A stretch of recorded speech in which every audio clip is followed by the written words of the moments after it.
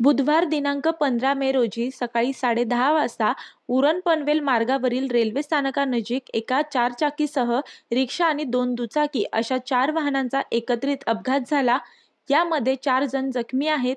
या अपघातात 2 दुचाकी, क्रेटा चारचाकी वाहन आणि रिक्षाचे नुकसान झाले आहे. यातील रिक्षा अपघात होताच पलटी होऊन रस्त्याखाली कोसळली. अपघातानंतर जखमींना नागरिकांनी रुग्णालयात हलवले आहे. अद्याप अपघात कसा झाला याची माहिती समोर आलेली नाहीये. या घटनेनंतर पोलीस आणि वाहतूक कर्मचारी घटनास्थळी दाखल झाले. रेल्वे स्थानकानजीक महिनाभरापूर्वी क्रेटा वाहनाने दुचाकीवरून जाणाऱ्या एका कुटुंबाला चिरडले होते.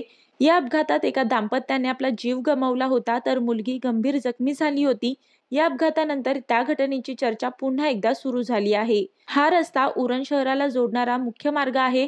त्यामुळे कायमस्वरूपी व्यस्त असलेल्या मार्गांपैकी एक असून या मार्गावरील चारचाकी वाहनांसह इतर वाहनांच्या वेगावर मर्यादा न ठेवल्यास अशा प्रकारच्या अपघातांची संख्या वाढण्याची शक्यता व्यक्त केली जात आहे.